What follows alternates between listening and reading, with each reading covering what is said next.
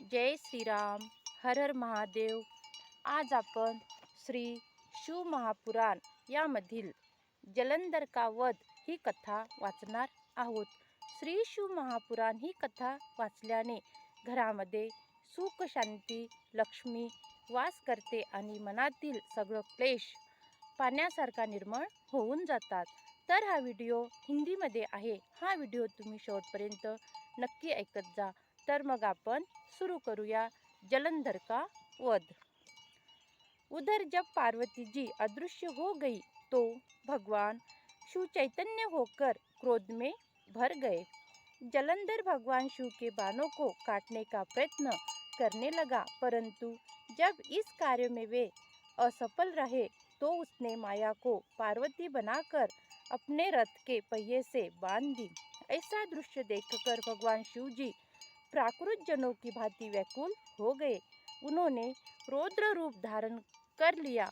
उनके रौद्र रूप को देखकर कोई भी असुर उनके सम्मुख न टिक सका, यहाँ तक कि शुंभ निशुंभ भी असमर्थ हो गए. भगवान शिव ने शुंभ और निशुंभ को धिक्कारते हुए कहा, तुम दोनों बड़े दुष्ट हो. तुमने मेरा बड़ा अपराध किया है. तुम पार्वती को मारते हो और युद्ध से भागते हो. भागते हो को मारना पाप है, इसलिए मैं तुम्हें मारूंगा नहीं, परंतु पार्वती तुम्हें अवश्य दंड देगी. यह सुनकर जलंधर क्रोध के मारे जल भून गया.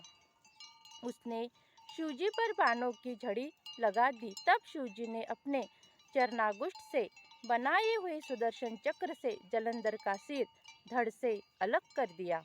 एक घोर ध्वनि करता हुआ उसका सिर पृथ्वी पर गिर पड़ा. उसके शरीर के दो टुकड़े हो गए. उसके रुधिर से युद्धभूमि लाल हो गई. शिवजी आज्ञा से उसके रक्त और मांस से रौरव नरक में एक कुंड बन गया. इस प्रकार जलंधर के अंतः से सभी देवता गंधर्व सर्प आदि बहुत प्रसन्न हो गए. विष्णु, मोहनार्थ धात्री, मालती और तुलसी का आविर्भाव. भगवान शिव जी की स्तुति करने के पश्चात जब देवता और गंधर्व मौन हो गए तब शिवजी ने उनसे कहा, हे देवताओं, यह जलंधर तो मेरा ही अंश था.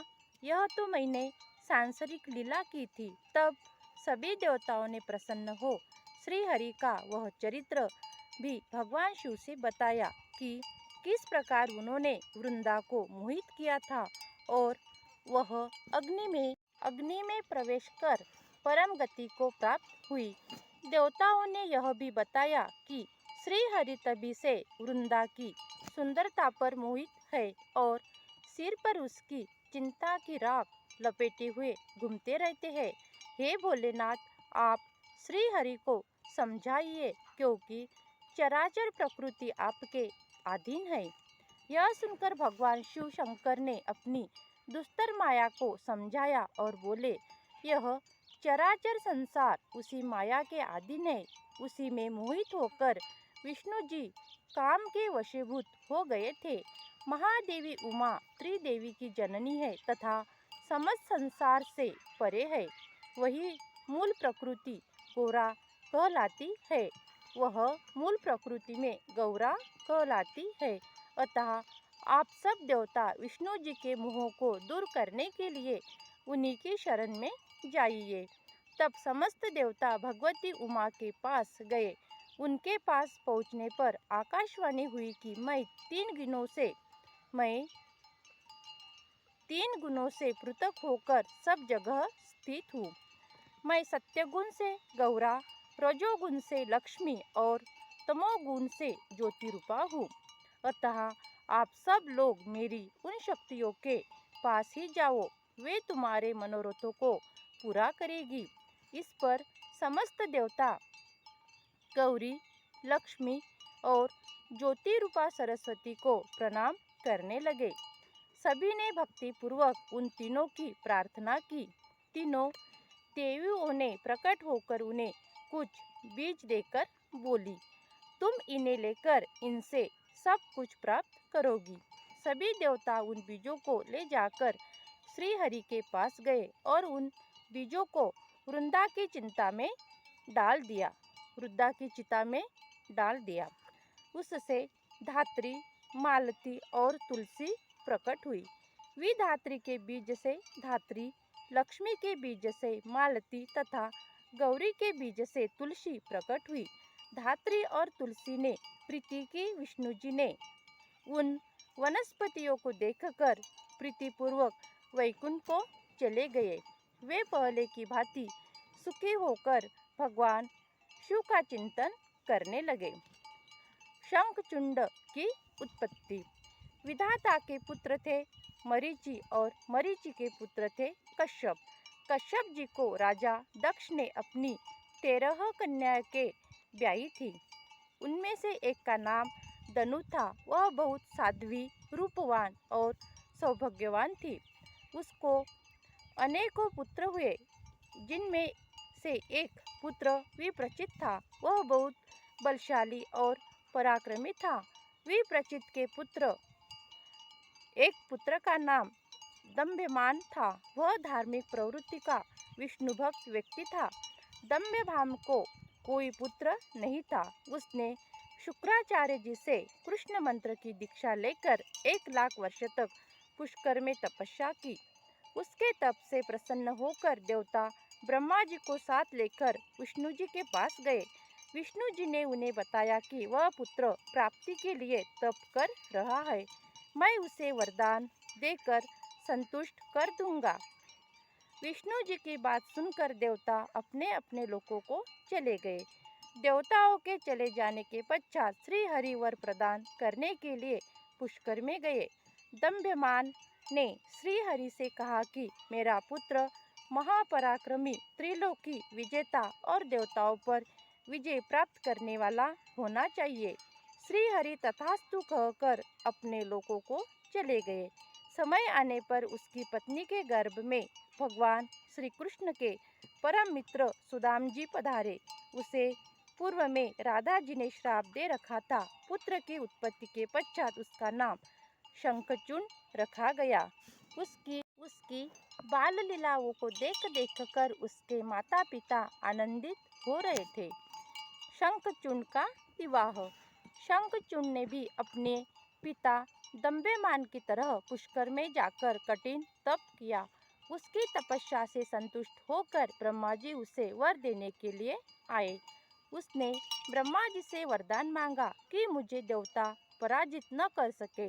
ब्रह्मा जी ने तथास्तु कहकर उसे श्री कृष्ण का अक्षय कवच प्रदान किया और उससे बोले, तुम बद्रिकाश्रम जाओ, वहाँ पर तुलसी जी तप कर रही है, तुम उससे विवाह कर लेना। तुलसी धर्मराज की कन्या है। इतना कहकर ब्रह्मा जी अंतर्ध्यान हो गए। शंखचूड बद्रिकाश्रम में जाकर तुलसी से मिला। ब्रह्मा जी ने स्वयं प्रकट होकर उन दोनों का गंधर्व रीति से विवाह कर दिया। वह दोनों सुंदर सुंदर स्थानों पर जाकर रमन करने लगे।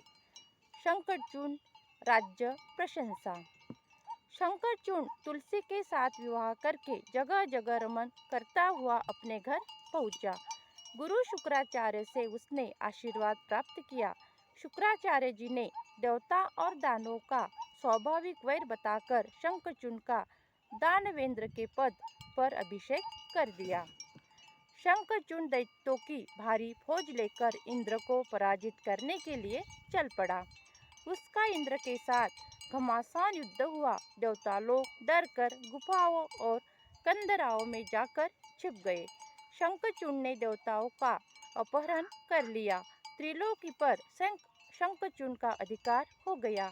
वह यज्ञ का भाग भी स्वयं लेने लगा। इस प्रकार वह स्वयं इंद्र बन गया।